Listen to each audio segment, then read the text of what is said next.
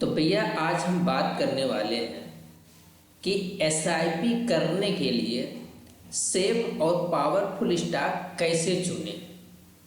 आपके मन में सवाल आता होगा कि हम एसआईपी करना चाहते हैं, कहाँ पे करें, कौन से स्टॉक में करें या किस में करें। तो ये सारी चीज़ें आज हम आपको बताने वाले हैं और आपको कुछ वेबसाइट हम बताएंगे जहाँ पे जाके आप ये इन स्टॉक के बारे में सारी डिटेल, सारी हिस्ट्री देख सकते हैं। क्योंकि एसआईपी करने के लिए किसी कंपनी की परफॉर्मेंस या प्रॉफिट देखकर ही पैसा नहीं लगाना चाहिए।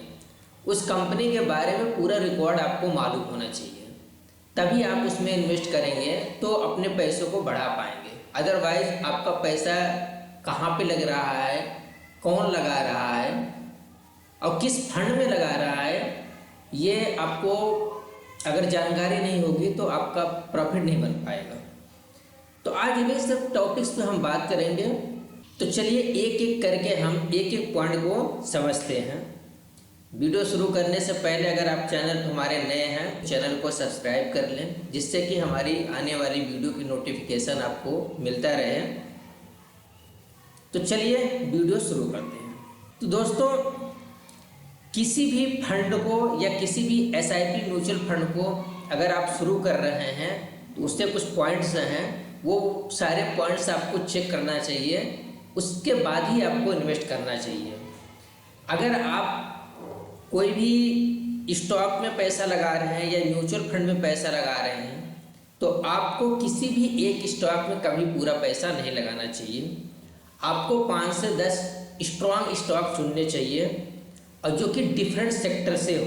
अगर एसआईपी आप कर रहे हैं तो एसआईपी के लिए है कि अगर आप मंथली आपकी एसआईपी जाती है, अगर आप मंथली बेसिस कर रहे हैं या वन टाइम कर रहे हैं तो उस फंड को चुनें जिस फंड में पैसे डिस्ट्रीब्यूट होके लगे हों और अच्छी अच्छी कंपनियों में लगे हों। अदरवाइज आप उस पैसे को सेक्टर वाइज करके इन्वेस्ट कर सकते हैं। जैसे मान चलो आप 5,000 रुपये महीने के एसआईपी करते हैं या 3,000 रुपये के करते हैं तो 200 से या 100 रुपये से आप करते हैं, 500 रुपये से करते हैं तो आप कुछ सेक्टर चुन लीजिए कि बैंकिंग सेक्टर हो, आईटी सेक्टर हो, एफएमसीजी सेक्टर का हो। उस सेक्टर वाइज में भी आप अपने पैसे को लगा सकते हैं। इससे ये होगा कि कोई भी सेक्टर एक साथ डाउन नहीं होता है। अगर मान लो चलो कि यहाँ पे बैंकिंग सेक्टर आपको थोड़ा सा लूज हुआ तो आईटी, एफएमसीजी और फार्मा सेक्टर ये आपको उसको प्रॉफिट देके मेंटेन रखेंगे आपके पोर्टफोलियो को। तो इसलिए आपको एक ही कंपनी में पूरा पैसा नहीं लगाना चाहिए। अच्छा, स्टॉक खरीदने का सही समय क्या होता है? देखिए दोस्तों, स्टॉक खरीदने का सही समय ये होता है, अगर आप मंथली बेसिस कर रहे हैं तो आपका हर महीने पैसा आपके अकाउंट से कटता रहता है। अगर आप वन टाइम इन्वेस्ट करते हैं या कि जब भी मार्केट में करेक्शन हो, मार्केट करेक्शन का मतलब होता है कि मार्केट में कुछ उथल पुथल हो, कि मार्केट अचानक से डाउन हो गया, मार्केट क्रैश हो गया या फिर मार्केट में आने वाले टाइम पे बूम होने वाला है, उस टाइम पे वन टाइम अगर आप परचेज करते हैं वन टाइम एसआईपी करके तो आपको उसमें अच्छा प्रॉफिट होता है, उसका रिजल्ट अच्छा होता है। अगर इसका अवॉइड आपको कब करना है कि आपको कभी भी इन्वेस्ट तब नहीं करना है जब अचानक से कोई ह्यूमर फैला हुआ आपको दिखाई दे कि लोगों द्वारा ने बताया कि नहीं ये चीज़ होने वाला है, ये स्टॉक बहुत हाई जाने वाला है या मार्केट क्रैश होने वाला है। आपको कोई सोशल मीडिया से न्यूज़ मिलती है अगर, या न्यूज़ चैनलों से किसी फंड की तारीफ की जाती है, उसकी वैल्यूएशन बढ़ाई जाती है, तो आपको इन सब चीज़ों से अवॉइड करना है, उनमें इन्वेस्ट नहीं करना है क्योंकि वहाँ पे फ्रॉड बैठे रहते हैं। तो आपको ये चीज़ें ध्यान में रखना है कि जब भी कोई चीज़ न्यूज़ में ज़्यादा चले या सोशल मीडिया के थ्रू लोगों में ज़्यादा फैलाया जाए, उस चीज़ से आपको अवॉइड करना चाहिए। अच्छा, यहाँ तक तो ठीक है। अब बात आती है कि सेफ कैटेगरी क्या है।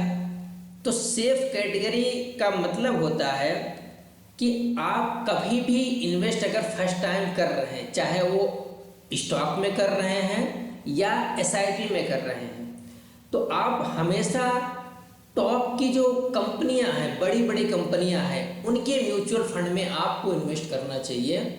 उसमें आप सेफ कैटेगरी में रहते हैं।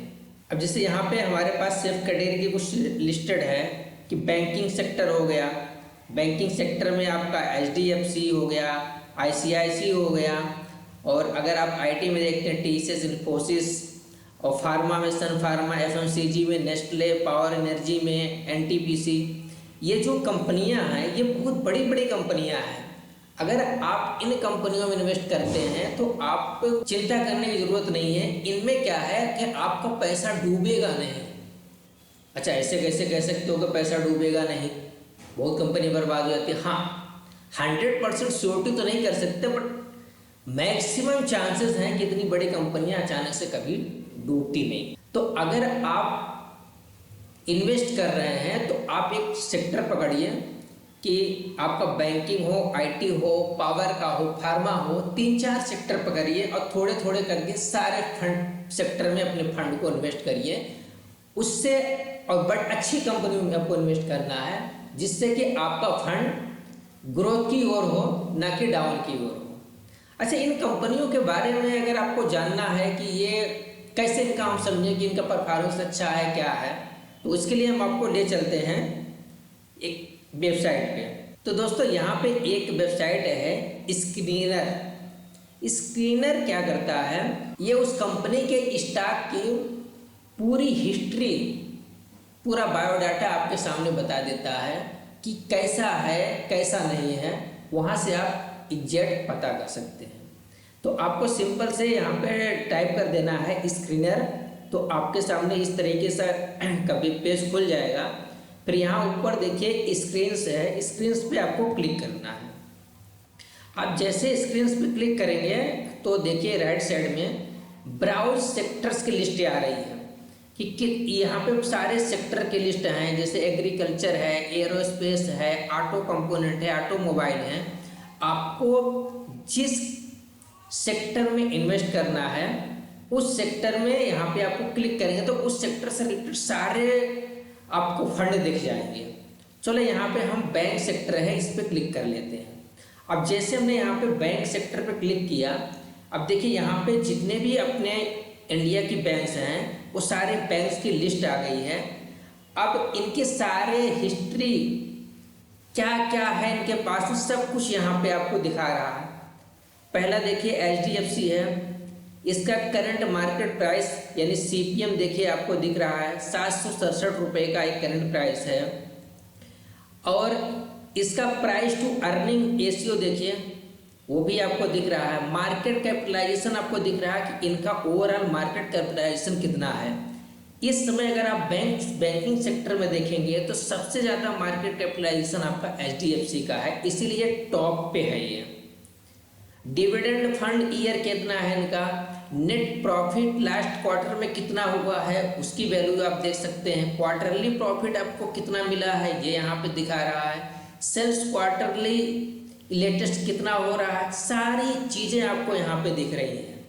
इससे आपको ये क्लियर हो जाता है कि अगर आप जिस फंड में पैसे अपने लगाने जा रहे हैं उस फंड की वैल्यू कितनी है, कैसा है, यहाँ से आपको पता चल जाता है।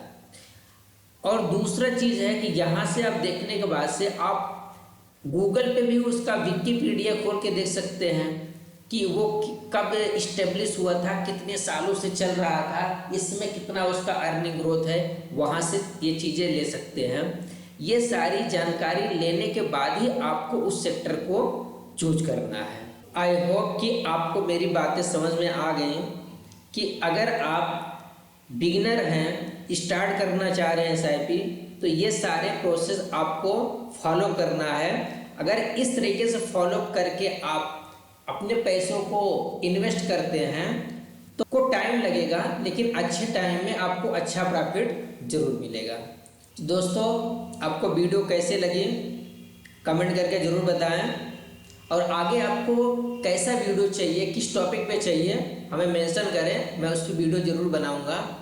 मिलते हैं नेक्स्ट वीडियो में, तब तक के लिए धन्यवाद।